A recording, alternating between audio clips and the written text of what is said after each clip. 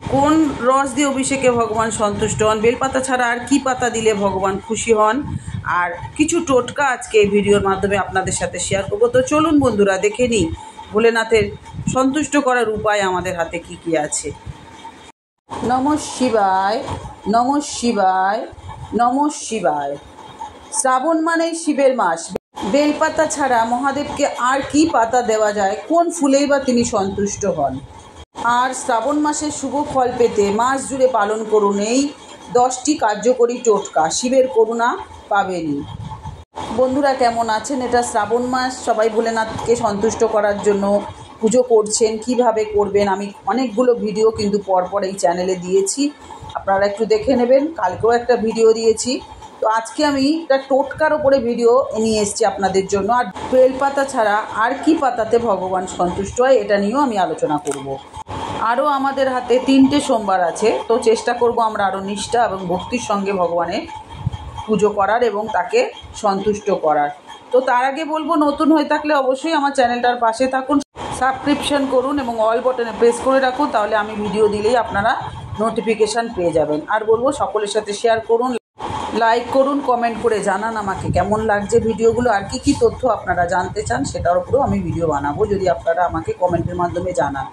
তো চলুন আজকে সোজা চলে যাই যে বেলপাতা ছাড়া ভগবানকে আর কি পাতা দিয়ে পুজো করলে ভগবান শিব সন্তুষ্ট হবেন এবং কোন ফুলই বা আমরা দিতে পারি ভগবানকে, সেটা নিয়েই আমি প্রথমে বলে নেব। হিন্দু ধর্মে সকল মানুষের কাছে শ্রাবণের আলাদা মাহাত্ম্য আছে। সমুদ্র মন্থনের সময় এই মাসেই ভগবান শিব বিষ পান করেছিলেন বলে মনে করা হয়। শ্রাবণ মাসটি শিব পার্বতীর পুনর্মিলনের মাস হিসাবে ধরা হয়। এই মাসে তাই ভোলে বাবার পাশাপাশি মাতা পার্বতীরও উপাসনা করলে বিশেষ ফল পাওয়া যায়। যে কোনো ভগবানের আরাধনা করলেই বিশেষ নিয়মকানুন করতে হয়। সেই সকল নিয়মের মধ্যেই পড়ে উপযুক্ত ফুল দান। অর্থাৎ বন্ধুরা, শাস্ত্রে যে কথাটা আছে না, যেই ভগবান যেই ফুলে সন্তুষ্ট সেই ফুলটাই দিতে হয়। মানে যেহেতু ভগবান আলাদা, তাই তাকে আলাদা আলাদাভাবেই তো সন্তুষ্ট করতে হবে আমাদেরকে।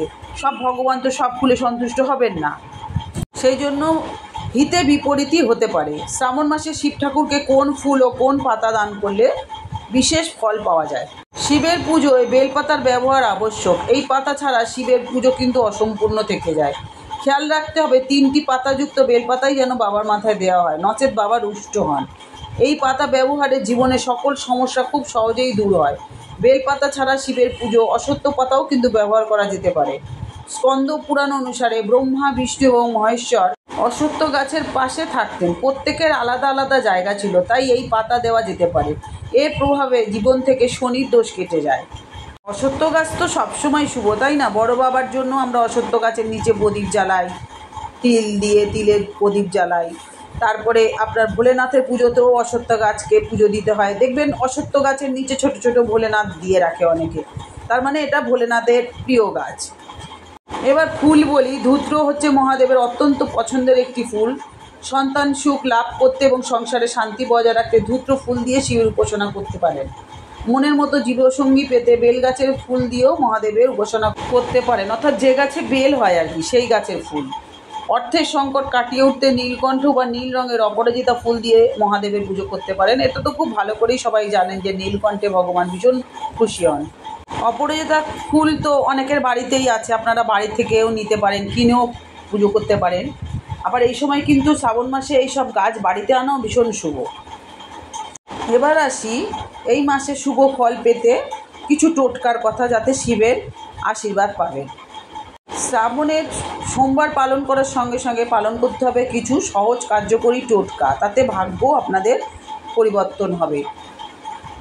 এই মাসে তো অনেকেই প্রত্যেকটা সোমবারও পুজো করে, আবার অনেকে দুটো করে, কি অনেকে প্রথমটা করে শেষটা করে, এরকমভাবে উপোস করে। শ্রাবণ মাসে যদি উপবাস রাখার সঙ্গে সঙ্গে কিছু টোটকা পালন করা যায়, তাহলে সকল ইচ্ছে আপনার পূরণ হবে এবং সৌভাগ্য বৃদ্ধি হবে। প্রথমেই শ্রাবণ মাসের প্রতিটি সোমবার মহাদেবকে 21টা দুব্বা অর্পণ করুন। এতে আপনার দীর্ঘদিন ধরে পূরণ না হওয়া মনস্কামনা সহজেই পূরণ হবে। আর অবশ্যই পুজো দেওয়ার সময় বাবাকে একটা ধূত্র ফল অর্পণ করবেন, মানে কাটা ফল। শ্রাবণ এই মাসে নিজের বাড়িতে কোনো মেয়ে বোনকে আদর করে আপ্যায়ন করে খাওয়াতে হয়। এতে শুধু মেয়ে বা বোনের মঙ্গল হবে না, তাতে আপনার বাড়িরও মঙ্গল হবে। আর মহাদেবের মাথায় অখণ্ড চাল নিবেদন করুন, অর্থাৎ ভাঙা চাল হলে হবে না, গোটা চাল দিতে হবে, তাই অখণ্ড। তবে খেয়াল রাখবেন যে চালের ওপর যেন কোনোভাবে হলুদ না লাগানো থাকে, হলুদ চাল দেবেন না। যারা পড়াশোনার সাথে যুক্ত আছেন তারা কিন্তু এই মাসে রাত্রিবেলায় যে সবুজ মুগ ডাল কিনতে পাওয়া যায় ওটা ভিজিয়ে রাখবেন এবং সকালে মহাদেবকে অর্পণ করুন। এতে মনোযোগ বৃদ্ধি পাবে এবং সফলতার পথ প্রশস্ত হবে। আর অনেকের আছে দেখবেন মাঙ্গলিক দোষ আছে, তাদের ক্ষেত্রে শ্রাবণে লাল চন্দন গঙ্গা জলে মিশিয়ে মহাদেবের মাথায় অর্পণ করুন। এতে মাঙ্গলিক দোষের কুপ্রভাব থেকে কিছুটা হলেও রেহাই পাওয়া যায়। আর জানেন তো ভগবানের কিন্তু তিল ভীষণই পছন্দ। সাদা পদ্ম বা কালো তিল মহাদেবের খুব প্রিয়। শ্রাবণের সোমবারগুলো মহাদেবকে সাদা পদ্ম এবং শনিবারে কালো তিল অর্পণ করতে পারলে দারুণ ফল লাভ হয়।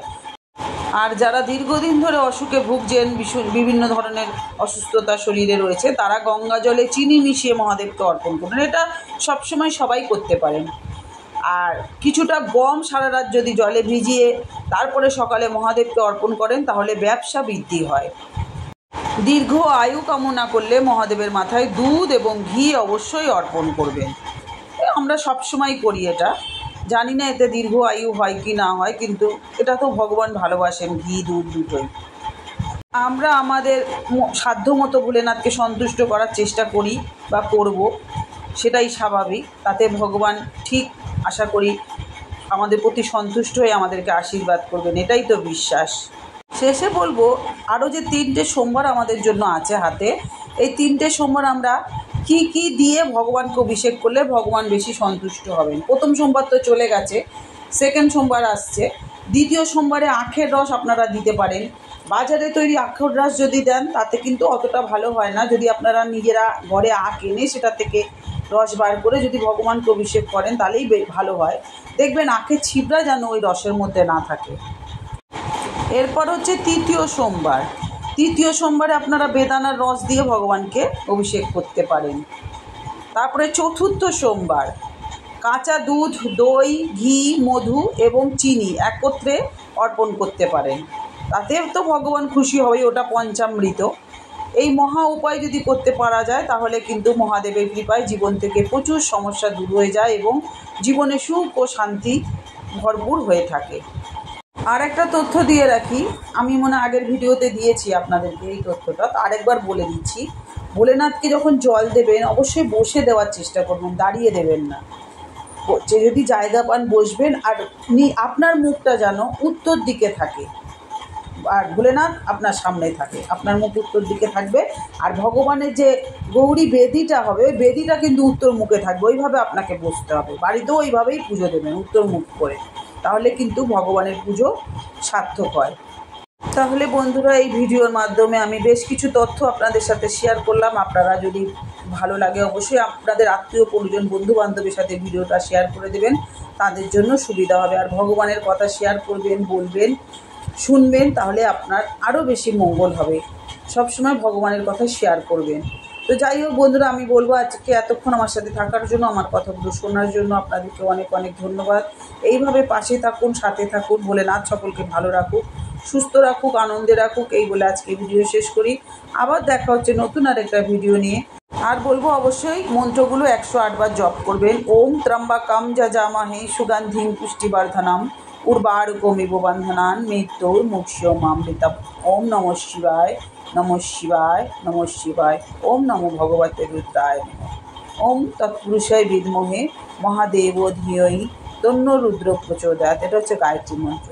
আজকে আসি, ভালো থাকবেন, সুস্থ থাকবেন।